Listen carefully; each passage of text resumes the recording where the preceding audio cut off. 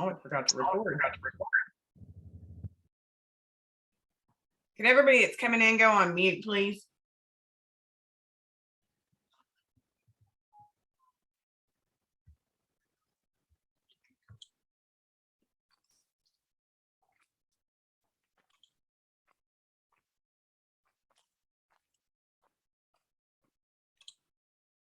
We'll give it one more minute and then we'll get started.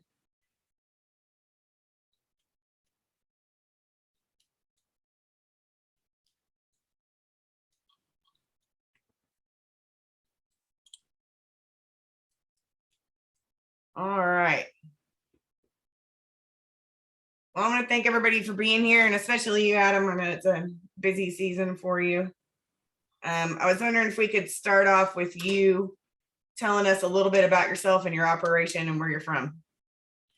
Yeah, so Adam Chappell, farmer with my brother Seth in Cotton Plant, Arkansas. If you're wondering where that is, it's right off I-40, halfway between Memphis and Little Rock. So we're 7 miles north of the Brinkley exit.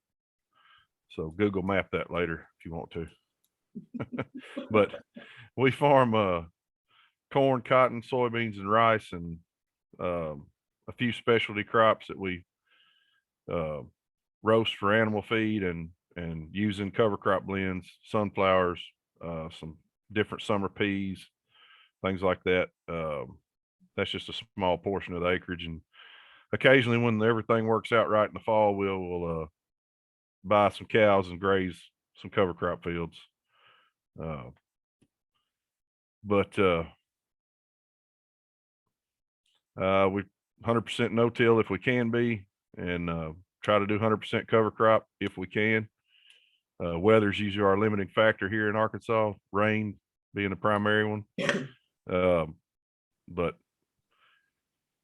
let's talk about the rain. Oh, well.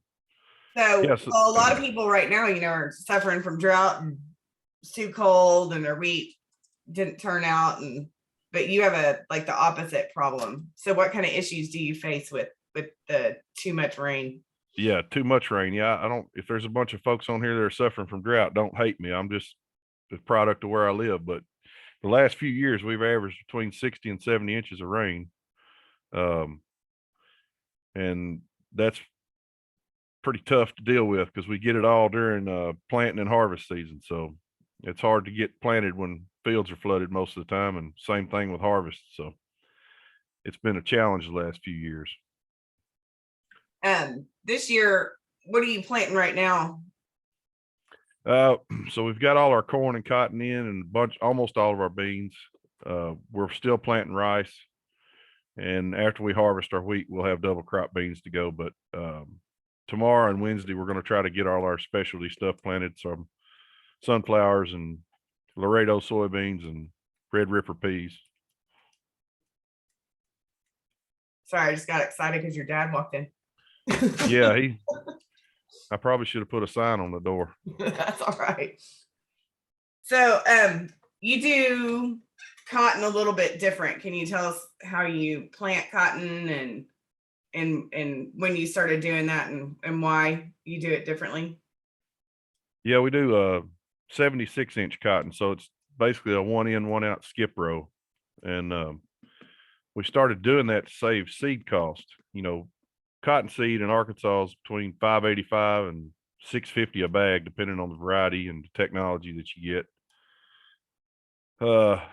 And we can plant, the standard planting rate here is 40 to 45,000 seeds per acre, and we're planting 15 to 18,000 seeds per acre and making the same yields, just changing our management a little bit. So saving a bunch of money on the front end and not giving up anything on the back. So it's a lot more economical way to grow cotton. We're just leveraging the space and time and giving cotton the room to do what it does.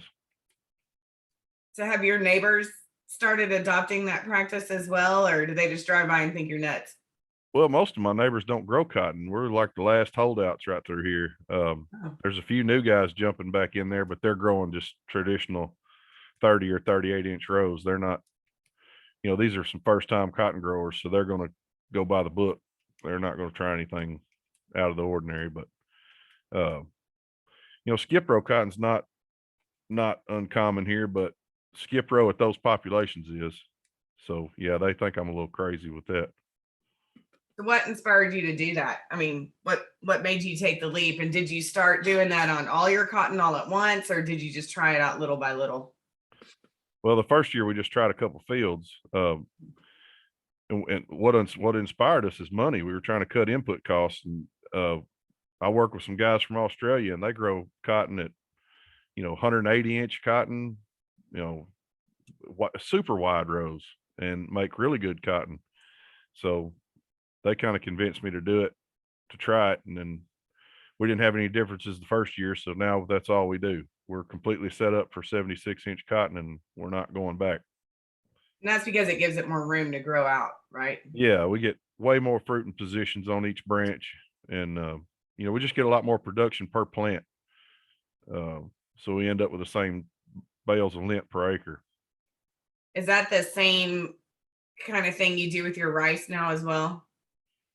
Yeah, we took that same concept and moved it to rice. With hybrid rice, hybrid rice tillers really well. I don't know if there's any rice farmers on here today, but one of the things it does is it has the ability to tiller just exponentially greater than conventional rice. So, most hybrid rice is planted 22 to 25 pounds. Well, we started using a precision planter to plant ours and singulating the seed like corn. And we've gotten down to 6 pounds per acre and not giving up any yield. Actually made some of the best rice we've ever made last year with that 6 pound per acre rate. Just spreading the rows out a little wider and singulating like corn instead of just drilling, with all that extra seed. So we're saving about $130 an acre on seed cost up front and making the same rice. That's amazing. So I don't know a lot about rice production, but what kind of covers do you grow before rice? Like, you hear a lot about what people do before corn or soybeans, but I haven't heard a lot about what you do before rice. Yeah, mostly annual rye and radish is about all we can get away with. I got a buddy, Keith Scoggins. He has had luck with some barley and some peas, I think, on some of his fields with a little more fall.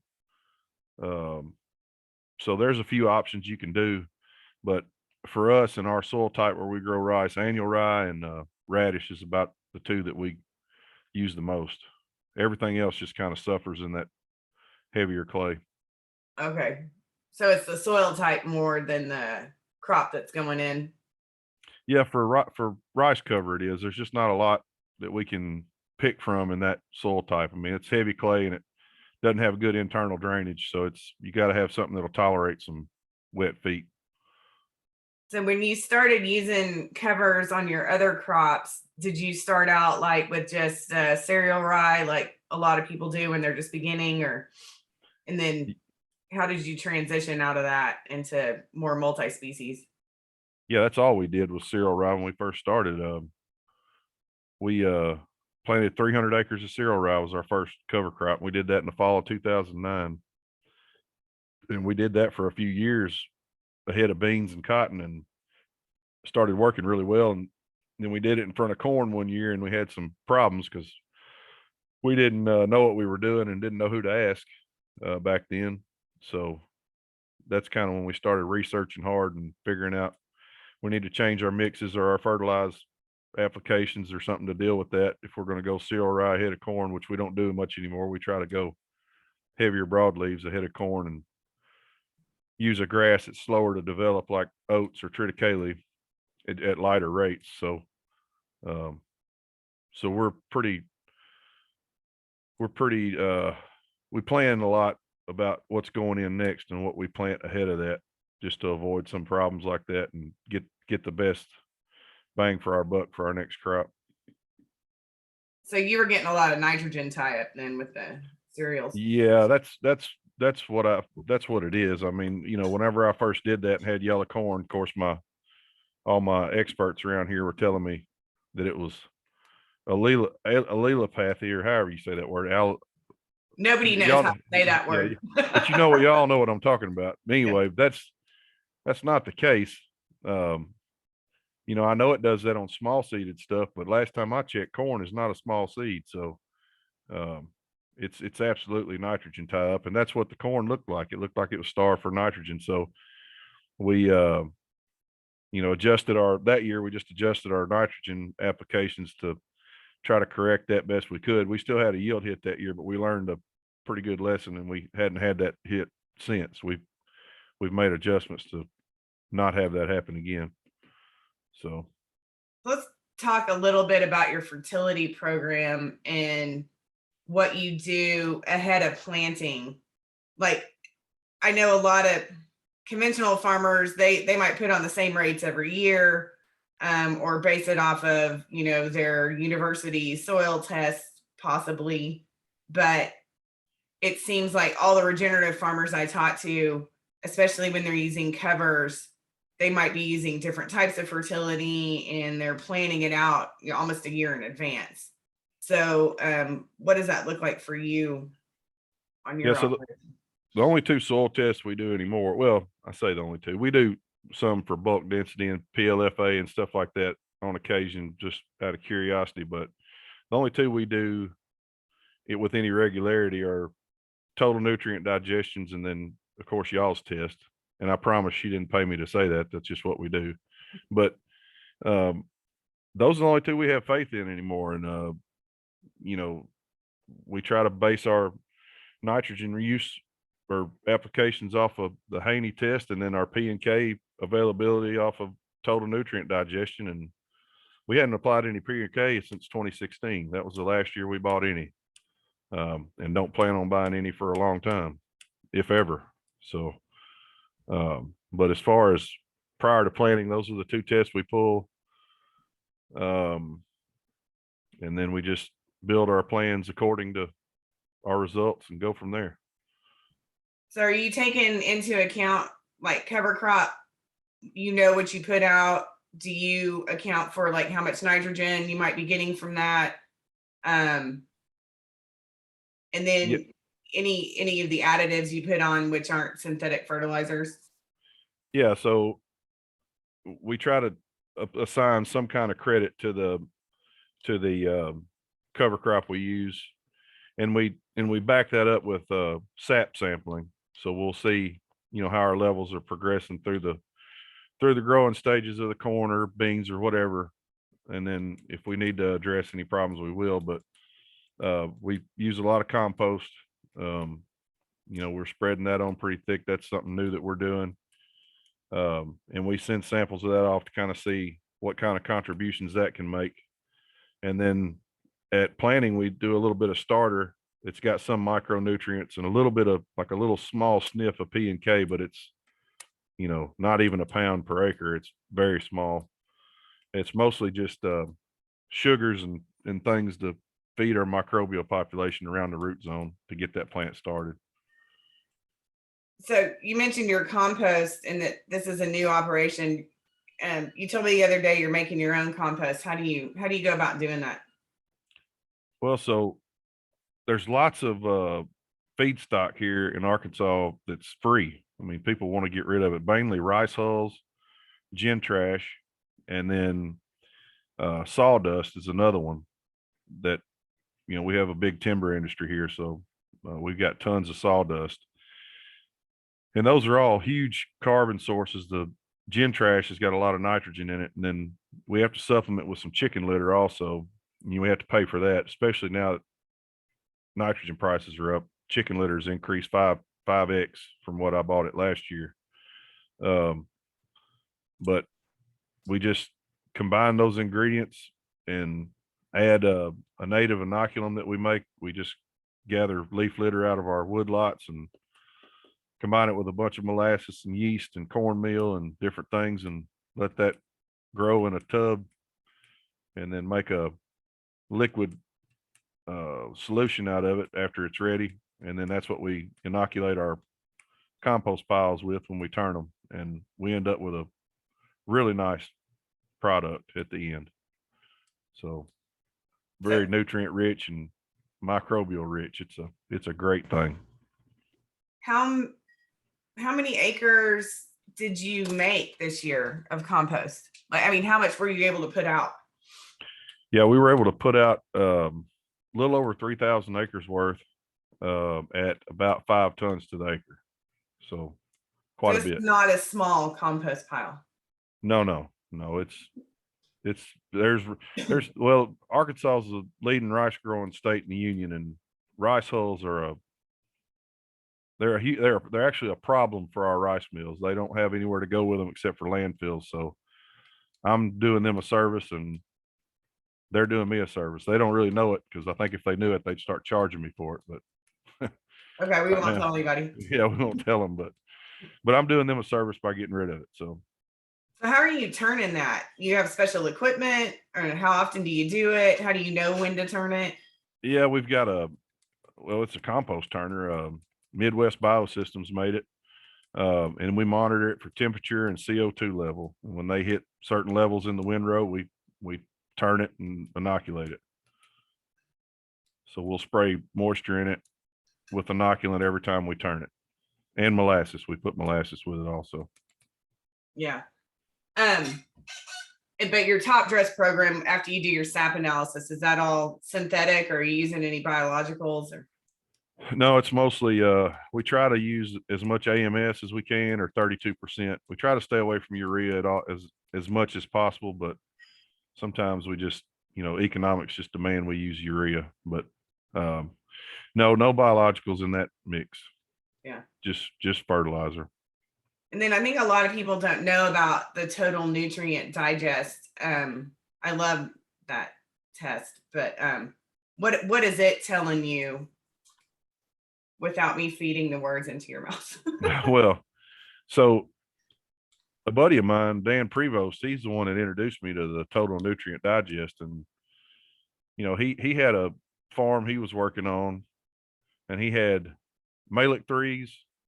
And in the same, he'd pull 2 sets of samples, and he went all the way down to 48 inches in 6-inch increments. And it was amazing. But he had Malic 3s and then total nutrient digestions. And without fail, the total nutrient digestion showed a total amount of P or K or whatever he was digesting for of 10x plus than what the Malic 3 showed. And the argument you always get is, well, Malic 3 shows available and total nutrient digestion shows everything that's there. Well, okay, maybe not, but my argument always is, well, why can't we access this other tenfold that's here? Why do we have to apply anything? That just doesn't make sense if it's already there. So it just shows you what is out there. And so, if you've got 3,000 pounds per acre at 0 to 6, and then another 3,000 pounds per acre at 6 to 12, and then another 2,000 at 12 to 18, and so on and so forth. If you've got root zone that reaches to 48 inches, you've got enough P or K or whatever you're measuring for there to last generations and generations. I would hope by the time that is depleted, that we have some kind of, atomizer making our food or something by then. I mean, we're talking 1,000 years worth of P and K here, assuming that none of that gets redeposited through, plant materials or composts or even synthetic fertilizer, if you're still doing that. So it's our soils are awash with this stuff. And I've come to the realization that Malic 3 soil tests are good for selling fertilizer, and that's about it. Yeah, I'll agree with you on that. I think you make a good point though. Like you said, if you have roots that go down to 48 inches, and then one thing is, we hear people say, well, you're going to mine your soil if you don't keep adding P and K. Well, what I've seen is that stuff's available, but it really might not be available unless you have a biologically active soil. You have good air and water penetration. You've got a fungal community and a bacterial community that can make that stuff available for your plants. So it's good to get that foundation in through your conservation practices.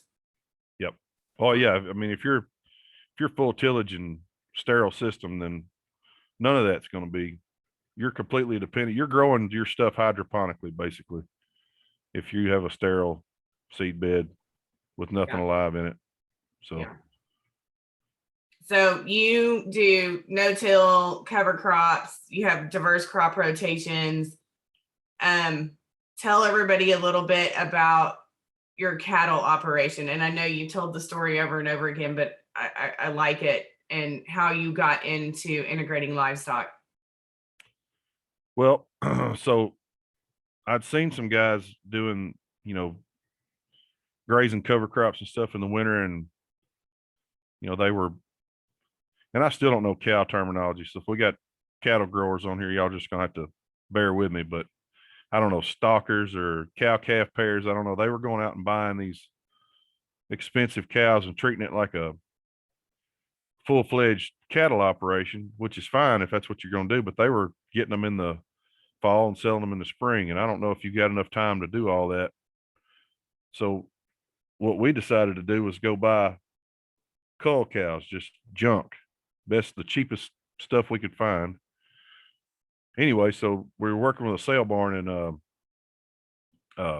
Arkansas here, and started going there on Mondays. That's when the sales were, and looking around, watching, seeing how things work. And I started sitting with a group of old guys over there and getting pointers and stuff. And I finally came back one day and had my checkbook, was ready to get some cows, and they were all excited.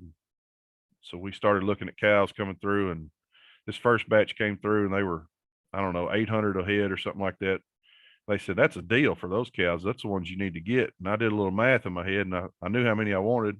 I knew how much money I had, and that was too high. So I said, no, I might have to let those go. They're a little too high. So we watched a while. They said, that's fine. We get it. And another bunch came out, looked a little rougher. And they said, now that's a steal for those. You got to get those. That'll get you started right there. I did the same math, and I was getting closer, but I wasn't quite there. I said, well, no, I think I'm gonna wait a little longer and see what else is out there. And I think at this point they were getting concerned. They were starting to get a little nervous because they didn't see how it could get any better than that. But finally, this bunch of cows came walking out, and if you've seen like in the newspapers and stuff, those depression area cartoons where the farmer's there in his overalls with the straw, and he's got a cow that's just ribs and hip bones, in the cartoon. Well, there was 40 of those in this batch, and that's what they looked like. I mean, they are on the brink of death.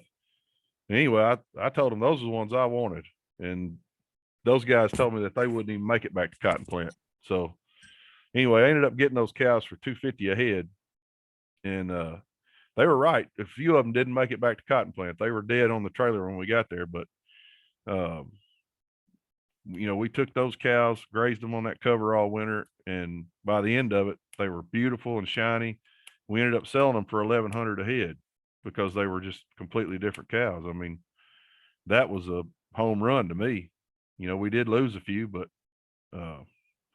that's the kind of stuff I'm looking for. So any of y'all got any cows that are about to die, holler at me. I'll come look at them. What kind of covers did you graze them on, and did you supplemental feed at all? The only time we supplemental fed is when we got in the dead of winter and it got too wet for us to have them on the field. We'd have to corral them up, and we'd feed them gym trash and culled sweet potatoes, and they loved that.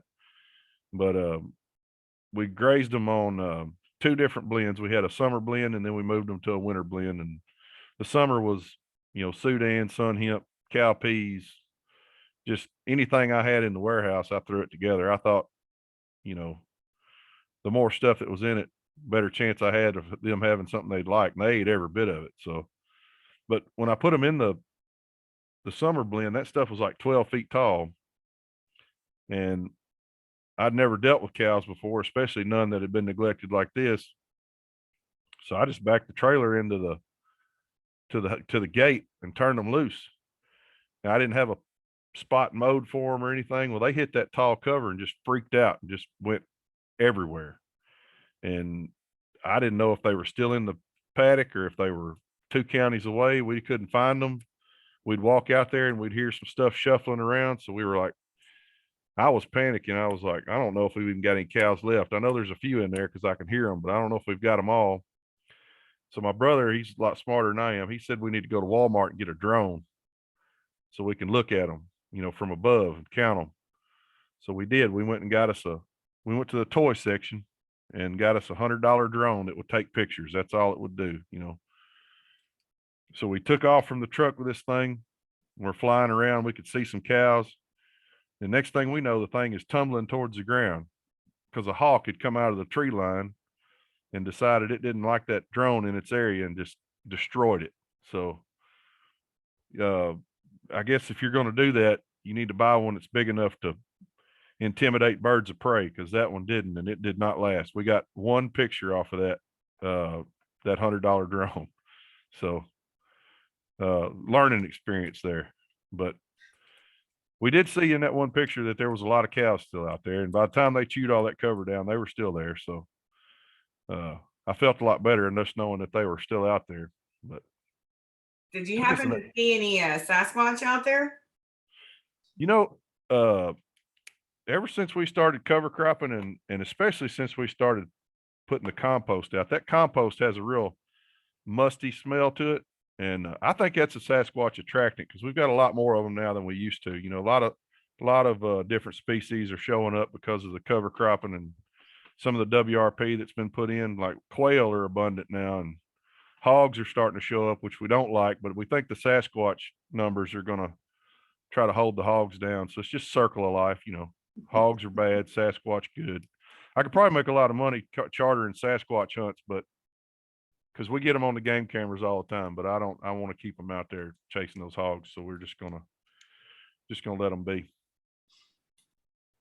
So, oh wait, I think we have a question here in the chat. Oh, somebody said whole carcass composting works great for those that didn't make it from the sale barn to the pasture. Yeah, that was prior to our compost adventures. So we just got those as far away from anything that we were going to have to smell as we could, and just let the coyotes and the Sasquatch to clean them up. Yeah. And if anybody else has any questions, feel free to put them in the chat there and we'll bring them up. So I've asked several people this question, and I'm going to ask you, do you think that it's harder to be a conventional farmer or to be a regenerative farmer? Well, it would depend on what year you asked me that, because early on when I was learning how to do this, we were trying to figure it out, I would have said regenerative's harder. But now that we know what we're doing, I know conventional's harder, because, just for example, this past week, we just came off of a bunch of flooding rains and everybody was waiting to dry out. Well, we got dried out and we just started planting in our no-till, cover crop. We just started planting. Everybody else started working everything up. Well, they've been crying to get dry for the last 2+ weeks. And by yesterday, they were begging for that little rain shower we got last night. I mean, they couldn't plant anymore. They were out of moisture. So, we still had a good 2 weeks before we would have had to worry about that. So it's a lot less stressful being a regenerative farmer. I can tell you that. A lot less trips, a lot less of equipment. So yeah, I'd say regenerative is by far the easiest. Yeah. I think especially in the beginning though, you got to do a lot more thinking and planning, right? Well, you always got to do that, but for me at least, we were just diving off in the abyss. We were pre good information doing it here. So we were relying on YouTube for people that are in different parts of the country and trying to, make that work here, which is a lot harder than it sounds. But if we'd have had, the resources that guys have today, it would have been a lot smoother transition. So what do you recommend people do if they're trying to transition and need information? What do you think are the best resources out there? Farmers that are doing it. I would say that's by far your best best resource for information. I mean, unfortunately, our university system's about 10 years behind all the time, because they have to analyze every little piece and can't look at anything as a whole like it should be looked at. So they're making recommendations that, we knew 8 or 10 years ago aren't right. And, farmers doing it are the ones making the living doing it. They're not spending somebody else's money to put in a test plot. So if you want information, just ask a farmer. Yeah, I agree. We have a question. It says, Adam, how do you handle cover crops and weeds in 76-inch cotton?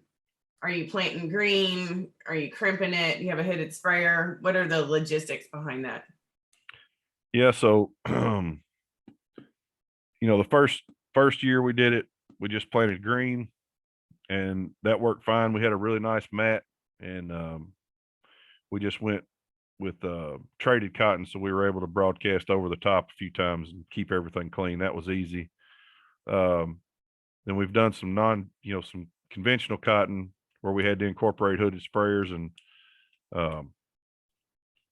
the guy in Tennessee, Matt, well, I could think of his name 5 minutes ago, but anyway, I got a buddy in Tennessee that started doing chemical strips where he's going to plant his cotton. So we banned out a place to plant cotton and let the covers grow in the middles for a lot longer, and then kill that. That provides huge weed control benefit, So we'll take those down with the hood or with just Roundup if it's traded cotton later on. But that's kind of the system we're on now. What about in your rice? What do you do for weed control in your rice? The rice program hadn't changed much. The problem with rice is we're basically 19-inch rows, so we can't run a hooded sprayer through that. We don't have one that works. And unfortunately, we hadn't made many gains in our rice weed control. I mean, we're still using the same program we used in our regular rice, because with all our rice is fur irrigated, so we don't have the flood to hold weeds down. We don't hold a flood on our rice, so we're fighting weeds pretty hard for a while. But then once that rice canopies, it's done then. And that is the biggest reason, again, me not knowing anything about rice production, that people flood is strictly for weed control, right? Pretty much weeds and disease control. Yep. Okay. We have another question. Have you seen some people converting from conventional to regenerative in your area or nearby? Yeah, or I mean, that thing where you're an expert only a couple 100 miles away from where you live. well, in my immediate vicinity, we're the only ones doing it, and I think that's why nobody wants to do exactly what their neighbor's doing, I guess, or something like that. I don't know. It's goofy, but it is what it is. But no, the amount of acres going to no-till and cover crops are expanding every year in Arkansas. I think I don't have any hard statistics, but I do know that we sell a lot more cover crop seed. My buddy Tim Smith, he sells cover crop seed, and he sells a lot more now than he did 5 years ago. So that's proof positive that there's more people doing it in Arkansas. Okay. And then there was a question about your compost, and I like these. So are you checking the biology in your compost? And if so, how? Yeah, we'll send some stuff off to Earth Fort, and just they'll ID, fungal, bacterial, protozoa, things like that. Tell us what's in it. They do a good job for us with that. But we'll send a couple samples off, at the start, and then a couple samples off at the end just to see what kind of increases we've made. So, are you looking for a particular fungal to bacterial ratio? And can you make adjustments based on those tests? I don't know. I'm not that far into it yet. And a lot of the fungus that we see in the compost is saprophytic. So, the fungus that we're after, the avuscular mycorrhizal, they need living plant material, and there's not any of that in a compost pile. So mostly saprophytic. So I think if it smells good and looks good and it's loaded with life, that's good enough for me. Yeah. Are you using any compost teas or extracts? Well, just that native solution that we're making. We're not putting anything on our seed or in the furrow. We're just using it to put back into the compost piles Okay. to, to re-inoculate every time we add moisture. Yeah. Okay, here's another question from out in California. Do you have California rice growers reach out to you ever? She said they have the opposite rain issues, but she was curious if people are seeking out farming rice any differently, like out in the West. I don't know. I haven't. I've talked to some California rice growers, but not about furrow irrigated rice or anything like that. I did talk to some people about adding cover crops, and they did, and I think they had some really good results, and then some pretty tough ones. It was a learning curve there, but they're organic, so their pest control options were limited. So if everything doesn't work just right, I think they ran into a few problems, but. So, we have another question here. What's your advice for a new farmer that's looking to use compost? Synthetics have been pounded in our heads, and they're trying to find the return on investment for the current farming generation that don't believe in the compost. This is Evan from Iowa. Well, here's what I'll say about compost. If you're not willing to do extra work, if convenience is your thing, then don't worry about compost, because it's a lot of added steps. A lot of the stuff you get, like sawdust, for example, has got big chunks in it, so you got to screen that. And then a lot of the rice hulls that you get will have rocks just because of the pile that they stack them on, stuff like that. You got to deal with all kinds of things you didn't think of, and it's a process. You're building compost for the next year. But the product you get is far superior to any synthetic you're going to buy as far as availability and, extra benefits like the biology. You're not going to get any biology out of a murate of potash or whatever. So it's a far better product, but it's a lot of extra work. So. How many years have you been doing the compost? This is our second full year to build our own. We got a pile the first year. We got some that was already made. We cleaned up for a rice mill that was wanting to get rid of it, and that's what sold us on it. The results we saw. Yeah. So have you seen the overall biology of your soil improve? Oh yeah, where we've been adding that stuff. Yeah. Yeah. For sure. Yeah. And then, so do you have a hard time? I know some farmers, like I think Dave Brandt was saying, he has a hard time keeping residue on the surface anymore because it's so active. Have you had issues like that as well? Yeah, if we don't have just huge carbon numbers up front, then it's gone mid-season. So and our corn cover crop residue will be gone in the first month, because it's so much broadleaves, and soybeans and stuff will last a while longer if we let the stuff get real fibrous. But no, it's burning up. Where we used to last all season, it's not anymore. Yeah. There was another question on corn. When you have a wet harvest and the fields get rutted, do you still plant no-till, or do you ever work the ground? No, that's the only time we have to do any. There's two times when we have to work ground: when we tear it up because of a wet harvest, or if we have to do some land forming. Other than that, we don't touch it. Yeah. But yeah, you can't plant through 2-foot deep combine ruts. You just can't. So I think a lot of people sometimes have a misperception that when you are a regenerative farmer, that you're completely against any practical anything you need to do to get the job done, but I don't think that's necessarily the case. No, I mean, there may be some hard heads out there like that, but I mean, there's things you can and can't do. I always like to look for all the other options first, but if we have to break out a disc or something, we will. Yeah. So you are an entomologist, which you don't often talk about, but has your pesticide program changed since you started all this? Well, as soon as we came back to the farm, our pesticide program changed because we started looking at our own crops. We were getting a lot of blanket applications from the consultants we were using, and because any bug was a bad bug, which is just fundamentally not true.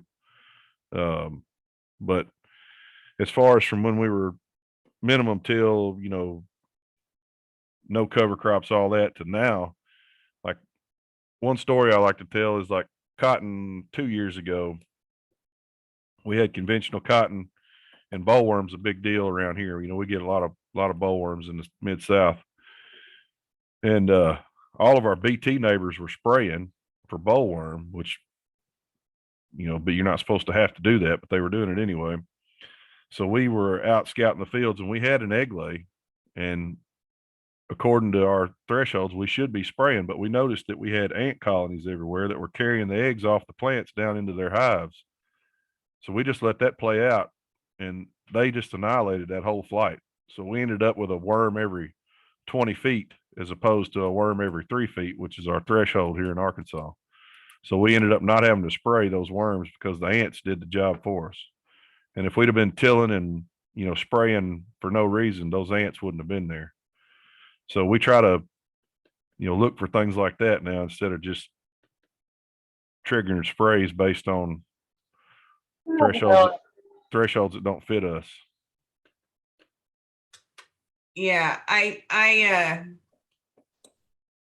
think I heard you talk about it a little bit with John Kemp about, getting your recommendations for your fertilizer from the fertilizer dealer, and getting your recommendations about your pesticide use from whoever you were getting it from. And how does that change? How does someone go from relying on that to a different mindset? Well, yeah, what I was telling John is that's something that I think is silly. Getting recommendations for a product from the guy who sells the product is just silly to me. And we've never done that. We've always had an independent consultant, just not always an independent consultant we've trusted because they just weren't available. Now, the last two I've had were guys that I went to college with, went to graduate school with, and they were on the same page with me. So we all worked really well together, and they could have told me, Sasquatches were carrying my cotton off and I'd have sprayed for them, but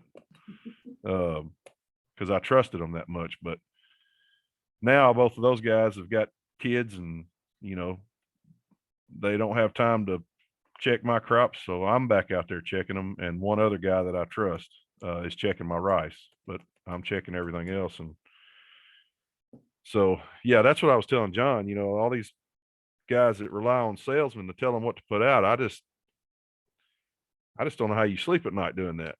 I mean, they may be the best guy in the world, but they've also got bottom lines to meet, and it just doesn't make sense to me. Yeah. We have a good question kind of as a follow-up.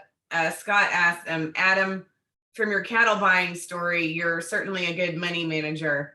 Can you give a good idea or give an idea of your investments to convert to regenerative ag as far as like equipment and inputs go?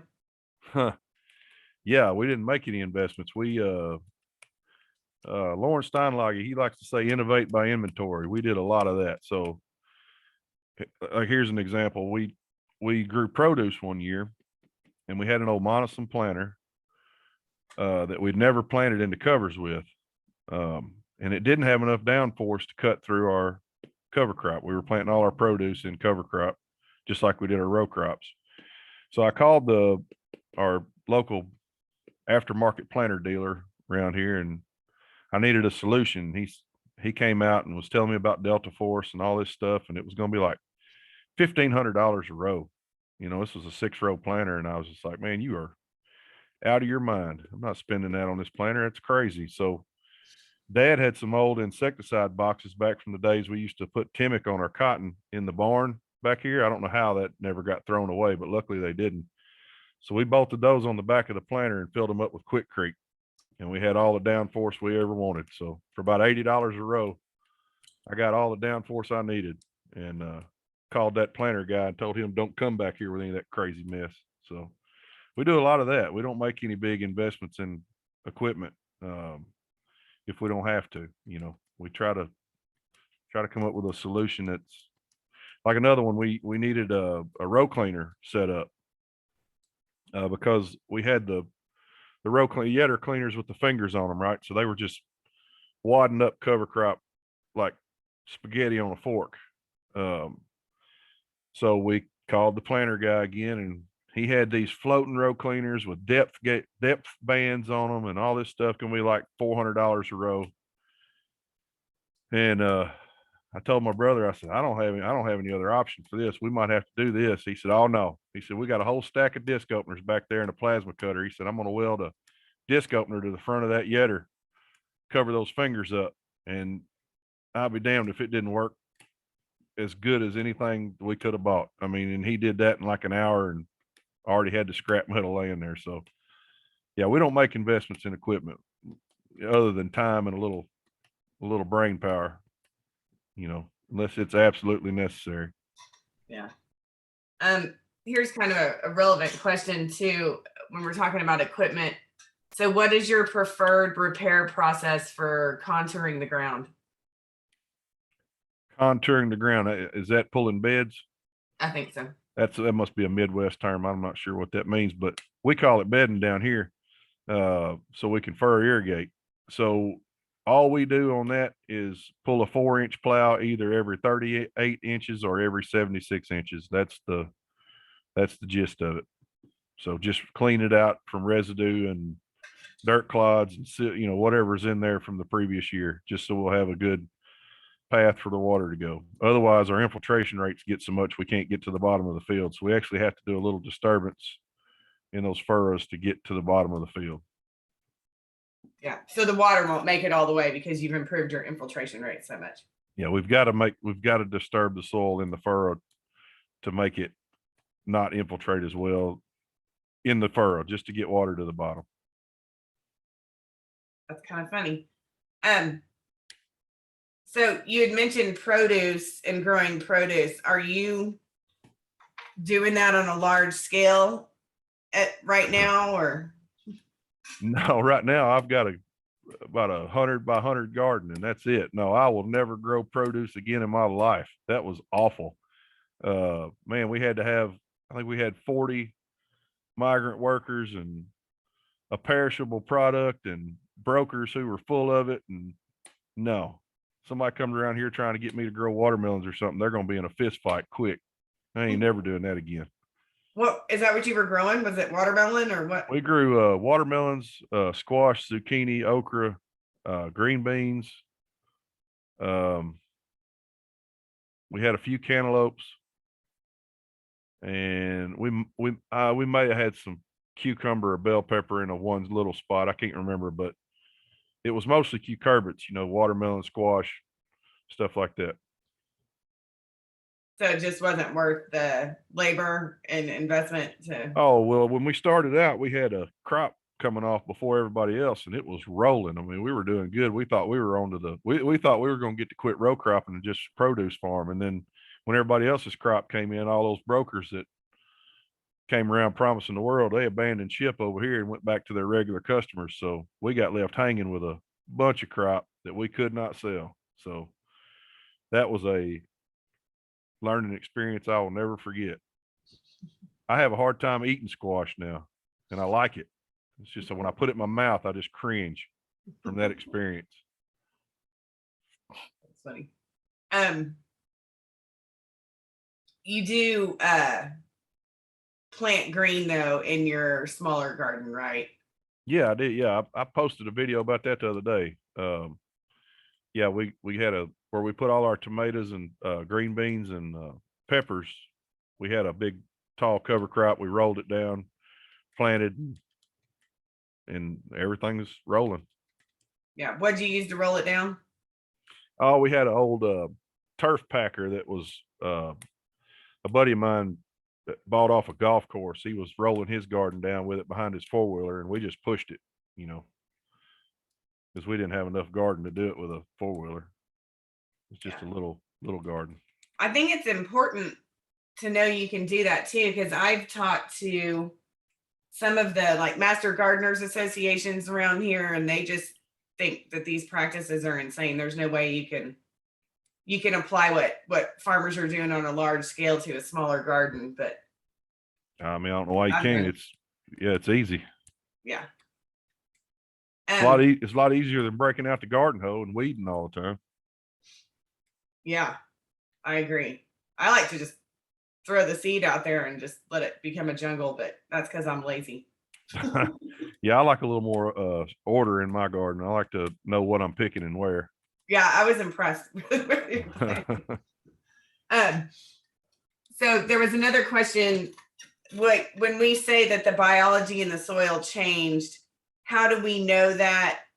How do you verify that? And then what tests do you use? Do you do a soil test or you just see it in the field?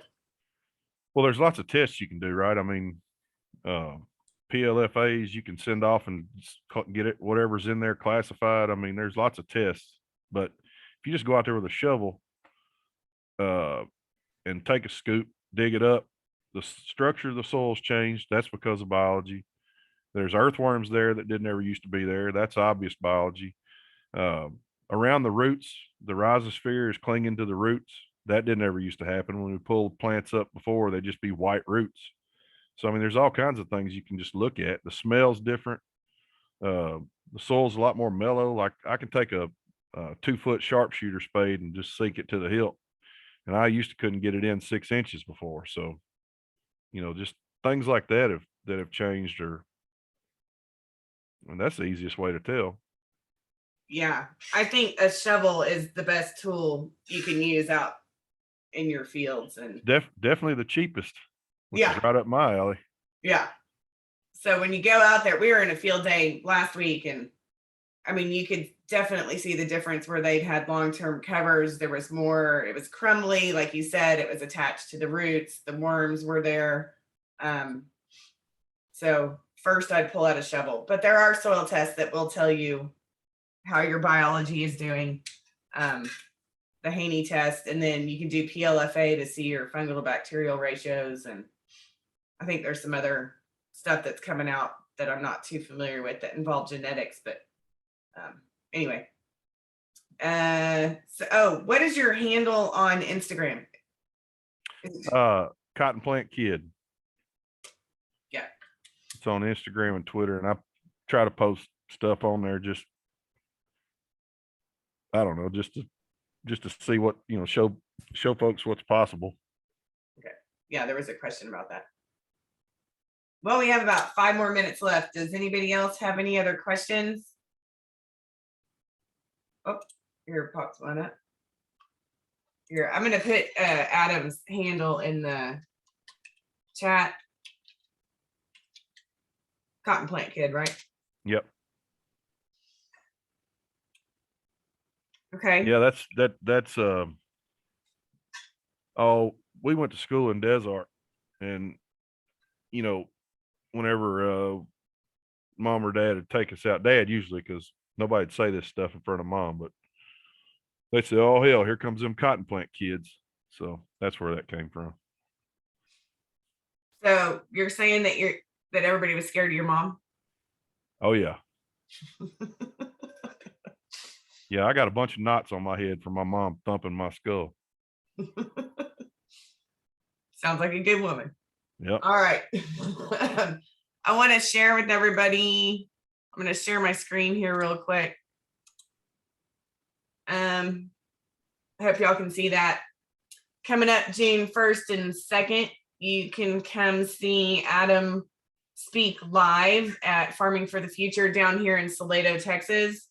We'll have Adam, Rick Haney, Britt Clark, Russell Hedrick, Jimmy Emmons, and Lance Gunderson. We're going to have a few talks, a couple of panels, and then sessions called Shop Talk, where all the speakers and people there are going to sit down with the farmers and producers and get everybody's questions answered. Because I see over and over that everybody really loves to crowd on the speakers after they get done talking. So we just made it where we set the time up for that. So we hope you can join us for that. And then June 27th and 28th, we will be in Kearney, Nebraska. It's going to be set up a little bit different. We're going to talk about the entire regenerative journey from planting, mindset, soil testing, all the way through to human health and its implications. At both of them, though, we have also have livestock people there. So talk plenty about grazing and all of those different things. Then kind of in between those two, there's we'll be out at Adams, and we're going to get out in the field and get to see his operation, and hopefully it's his compost pile is what I want to say. So you can register for all of these at the website. We also have, I know that says Wednesday, May 4th, but we're having more of the Leopold Conservation Award winners joining us for Stewards of the Land. We're doing a once a month webinar series, trying to see what all kind of different conservation practices these people use. The Leopold Conservation Award is really interesting because there's a really diverse amount type of producers that are on there that have won the awards, all from, I think they have 27 different states. So everybody kind of get on there and check that stuff out. But Adam, I want to thank you again for being on here and taking time out of your busy schedule and not answering the 100 phone calls I'm sure you've gotten while we've been on here. Yeah, my watch has been buzzing pretty hard. Yeah, I figured it might. All right. Thanks everybody for being on here. I really appreciate it. And we'll see you again soon. See you.